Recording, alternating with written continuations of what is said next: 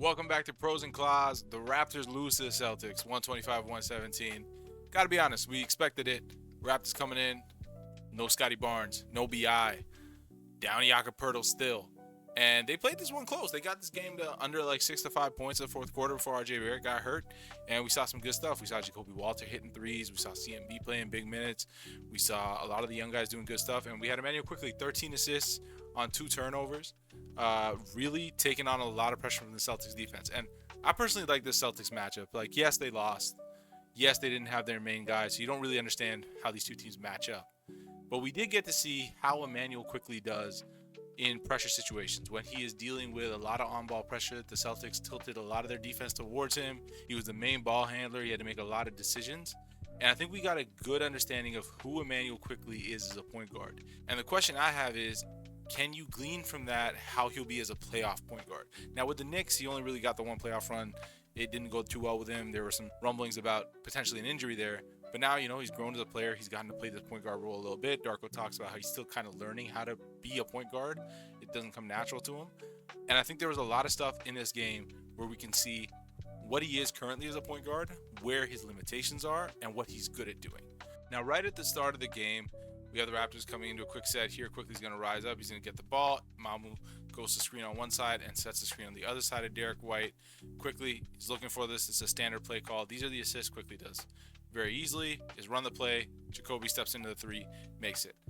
Quick read, and he does it well. Simple stuff. Now, we're still early in the first quarter. Quickly coming down here in semi-transition. This is where he's probably the most aggressive and the most threatening because he's coming in with speed and he's coming in with motion. He's able to attack. So here CMB is going to set a little brush screen and go into a roll.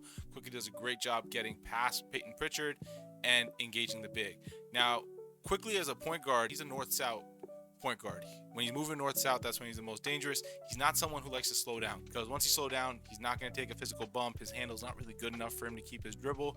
So really he's either going to slow down to pump, draw a foul, or go into his floater. He's not someone who's going to go to the rim.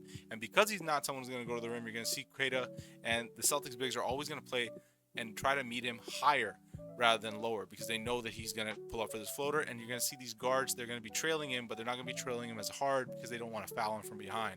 And Quickly here is able to use that threat to throw up this lob to CMB. Now, I think S had the stat. This is like the 4th lob assist that he's had all season. Now, that's something where roster construction is a little bit tricky for Quickly. He hasn't gotten to play much with Jakob this season. But because Yak is not a vertical spacer, he's not really a lob threat. Quickly can't use the threat of his floater to create those passes. Instead, Yak kind of needs more of the pocket pass. And as we get into the footage, we'll show you the pocket pass is one which is a little hit or miss with Quickly. He doesn't really like throwing it if he doesn't have space. He's a lot more careful of a passer generally. And as such, that's probably going to be an area of growth for him if he's going to become a better point guard for this team. Now, this is a play where the Raptors don't really score, but we see a bit of Quickly's limitations as a passer. Mamu's going to set a screen for him and pop out to the top. Now, the Raptors don't have great spacing because RJ is also moving to the top, the same area where Mamu's going. And they're kind of create a situation where one defender guarding 2 guys. So RJ, he's going to cut. Quickly, he's drawn both defenders. Now, as RJ cuts, Quickly sees this, and he starts trying to get this pass off to the open Mamu.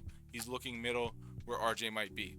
When he goes for this pass, you're going to see Sam Hauser's going to jump up to cut off that lane, so Quickly doesn't make this pass. Instead, Quickly now looks back middle with his eyes, gets Hauser to commit back over, and then gets the pass off to Mamu in space, so Mamu can take the open 3. Now, Queta is able to get out there and get a good contest on this 3. What I would like to see from Quickly is, as you recognize you have both defenders coming to you, you know Mamu's popping, there should be some sort of way for you to be able to throw this pass to him without it just being that overhand pass. So here he goes for the overhand pass. It's not there, but you know this is where you want this pass to end up going. A more creative passer, maybe you throw something behind the back here. You're able to find a way to get this pass to Mamu faster. And maybe if he gets it a little bit faster, there's more room for him to get this 3 off. There's going to be a couple of scenarios like this and a couple of examples that we're going to see like this.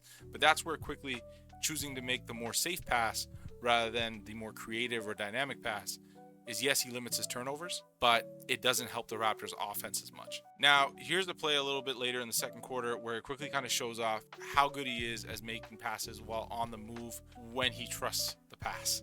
So here, he's going to pass to RJ Barrett after drawing both defenders, and he does a great job getting off the ball quickly. So I just want to show you this here. Draws both defenders, and instead of taking an extra dribble, making a two-handed pass, in motion, just with his dribble, makes the pass over, and that gives RJ all the room to go and rise up. Look at this. Neither defender is anywhere close to him, and nails this three. What I've seen from the footage is that Quickley is much more trustworthy of throwing passes to RJ, knowing that he's ready to catch those passes, than he is to other players on the team. Now that is likely just a chemistry thing. He's played with RJ for a long time. That's someone he knows is going to be in certain spots.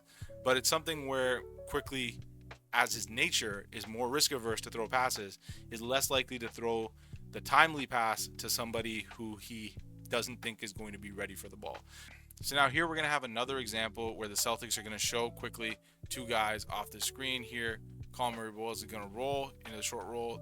The Celtics are going to show two high. The big's going to come out to hedge, and they're going to take Quickley away here. Now, what Quickley struggles to do is to throw the pass to the short roller, mainly because he wants to make the safe pass. Now, we're early in the shot clock. There's 16 left. So here you're going to see here, he pulls out. Both defenders are still out by the three-point line. Derek White's hanging by the free throw line, and CMB's wide open in the paint. Quickley is going to motion towards this pass, and you're going to see the big throws his hands up. Sam Hauser throws his hands up. And instead of making this pass to the big here, he's going to see Jaylen Brown is going to start to commit low. But Quickley does this fake to end up throwing the ball to Barrett. And what he doesn't read is how the help defense is actually reacting there. Like, he throws this pass to throw the guy guarding him off. But if you see Jaylen Brown see it, maybe if you're more willing to and more willing to take the risk, you just throw this pass directly over to Jacoby Walter. Now you're going to see the ball's going to go to Barrett. Barrett's going to swing.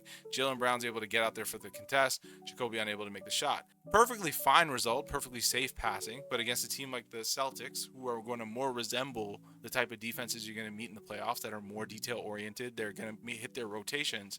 You don't have those margins. So saving that extra second, making that skip pass over, maybe is the difference between the shot going in and the shot not going in. Now, the one thing that was nice to see was that Quickley did learn and adapt to the Celtics defense as this game went on. Now, you see here, this is just a couple plays later. CMB setting a screen. The Celtics are going to trap, and Quickley gets the escape pass, that little pocket pass between both defenders to CMB. CMB is really good at making this quick pass as a connector. As soon as he gets the ball, he gets it right out to Jacoby Walter because Jaylen Brown helped, and that's all the room he needs to get this three up. Now, CMB takes an extra dribble and passes. Maybe that shot doesn't open up. But because Quickley is able to get that escape off very quickly on the money to CMB, they're able to get this three. And it shows that Quickley is now adapting to that defense, which is a good sign. Now, speaking on Quickley being risk averse, here he is in transition. He's going to get the ball here, and we're just going to freeze frame right here. You see Grady Dick is going to be filling the back line. There's only one defender between Quickley and the hoop, but Queta is running in for help. He's trying to cover down. Now, Quickley, he has the ball in his hand right here. If he wanted to, he could throw this lob up to Grady. I don't doubt that it's the wrong choice to not throw this. It could be very much the right choice. Grady's not the greatest finisher either. You've got the big coming. But this is just showing how Quickley kind of handles his decisions on passing. He's more likely to make the safe pass rather than the slightly more risky pass. And here what he's going to do, he's going to use his gravity to pull in the defense and then hits Mobile on the roll, who's going to end up with a finish. The safer play to make, still get 2 points. It works out in the end, but just showing you the mentality of Quickley as a point guard. Another example, the same thing. Here he's in transition again, and as you can see, you've got Jacoby Walter in one corner, you've got AJ Lawson in the other corner, and Quickley bringing the ball down. Now, by the time you get here, Quickley can probably get this pass off to AJ Lawson right now, but instead, Quickley's going to make sure to take another dribble, draw the entire defense over. He even feints with his body towards Jacoby Walter to give AJ Lawson the most amount of room possible. This makes this pass a lot safer, and AJ Lawson's able to get a more open shot. Now, could he have thrown that pass earlier, like around here? Sure. Would AJ Lawson been just as open? Sure. But just showing again that Quickley is more likely to take the extra dribble, draw the defenders in, and make the safer pass, and give his teammates more time to shoot the ball rather than try to get the pass off early. Now, something I mentioned earlier, in the pick and roll, Quickley doesn't really like hitting the roller with the pocket pass. It's not something he's as comfortable with. Because Quickley being a north-south point guard, he likes to keep his speed. He needs to make that pass with speed. So here's an example of this. Here Quickley kind of goes a bit early, gets a little brush screen from CMB. CMB is going to start rolling, and Quickley here is going to throw a little pocket pass to CMB, and it ends up hitting Queta's legs. I just want you to see the angle of where this hits Queta's leg. So when he throws this pass, he's throwing it right here to Queta's leg. So this is most likely going to catch CMB at the hip walking into this. Now, a more daring point guard maybe throws this pass with a little bit of lead between Queta's legs, and then CMB catches it in stride. But either way, what you're seeing here is the lack of gap. There's a lot of pressure here. There's a lot of help. The Celtics, there's not a lot of room in this pick and roll for Quickley to get this pass off, and Quickley not being as strong as handle, he's not that good of a tight space passer. Now here we're going to see a similar play, similar setup, but the Raptors have a lot more space with the pick and roll and how Quickley he's able to get this pass.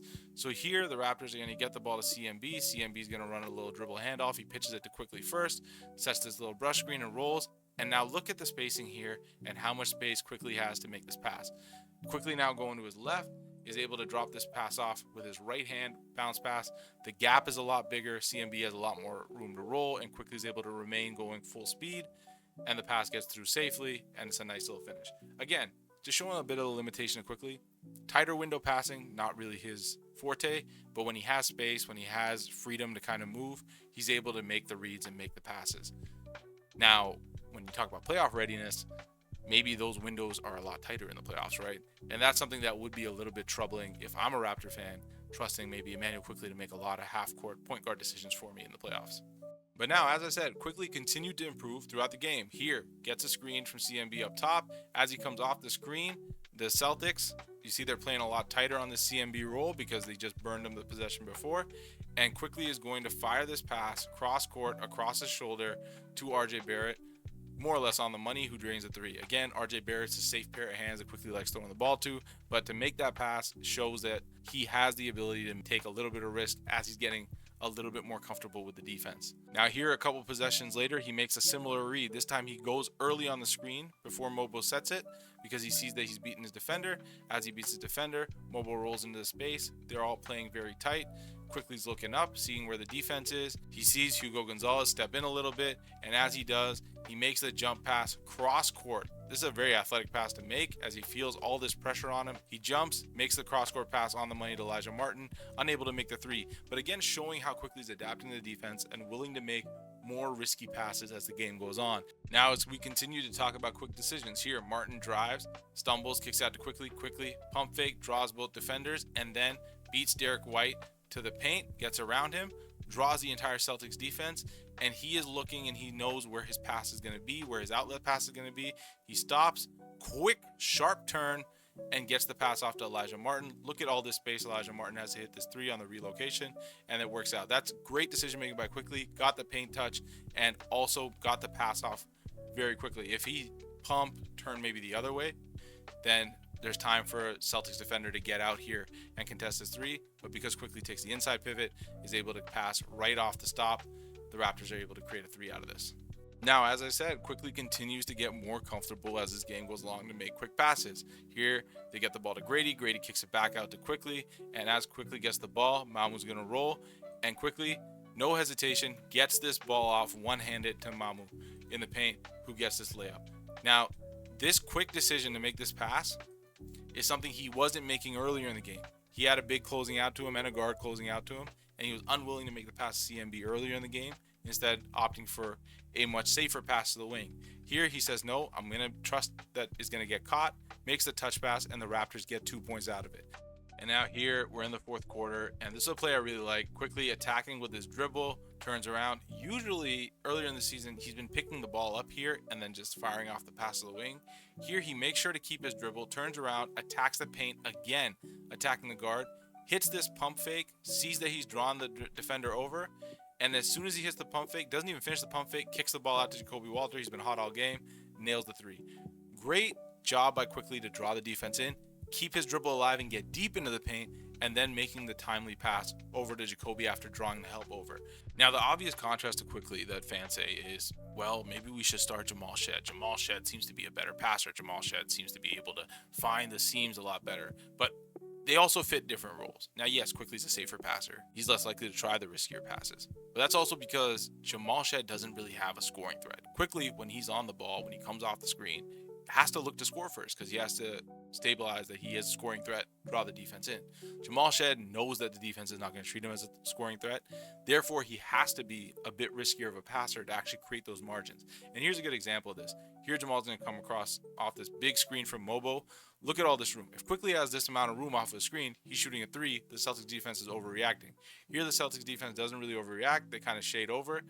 Jamal Shead is going to jump up early, and he throws his passes with a lead to Mobo. He doesn't throw it to Mobo, throws it with a lead, and Mobo's able to get this dunk. You see Jamal throw a lot of passes with the lead because he needs that extra margin to actually create the advantage because the defense is laying off of him. It's a slight difference between how him and Quickley have to approach the game, and it's because of the type of players they are, not necessarily that one's a better point guard than the other. Another example where Shead does a great job of hitting with a lead. Here, he sees the cut forming. He sees that Grady's going to pop out here. It gives him two options. He sees the big's not looking, and he throws this pass early with the lead for Jamison Battle to roll into, and Battle's able to get this layup. Good read by Jamal Shead. He's more willing to throw those passes. Now, Immanuel Quickley here, maybe he instead waits for this to develop and throw this pass to Grady Dick because he doesn't feel as comfortable throwing near the big guy. Jamal Shead, this is why he's on the floor, to make those riskier passes because he's more likely to be able to make them. It's one of the benefits and why the Raptors do so well when they have both on the floor, because they're able to leverage a point guard who has a scoring threat and a point guard who's able to make the tighter window passes. Now, again, with all that, Shead is more likely to make a bad pass turnover because he has to be a bit more aggressive with his passing. So here's one idea. He sees the defense on him. He knows he's running out of space to do anything, so he's going to make another big jump pass. Shead loves making these jump passes. And the problem with jump passes is that you have to maintain accuracy. Here, Shead unable to maintain accuracy, completely overthrows Jamison Battle, and you can see he's upset with himself. But this is, again, this is a reality of him being a small point guard. This is something he has to do, and it's the offset between him and Quickley. So overall, I think that Celtics game really gave you a good look at who Quickley is as a point guard right now. He's more likely to be risk-averse as a passer. Again, 13 assists to 2 turnovers. It's great stuff. Sure, he does rely on the sets a lot. In this game, he had to create a lot of the stuff for himself. Are they super creative passes? Maybe not, but they are functional passes, and he did them against a defense that is something you would see in the playoffs. The Celtics defense rotates really well. They really punish you when you make mistakes, and they do punish your offense if you rotate the ball slowly because they will get out there. And that's what Quickley noticed throughout the game, and he was able to speed up his passing and able to use his threat to get the Raptors back in this game and be aggressive as a point guard. Now, Quickley as an offensive threat, that's going to be an issue because a lot of his scoring just comes off of screens anyways. He needs a good screen setter, and he likes setting those screens high because that gives him bigger space to make passes, gives him more space to kind of run in and get to his shots.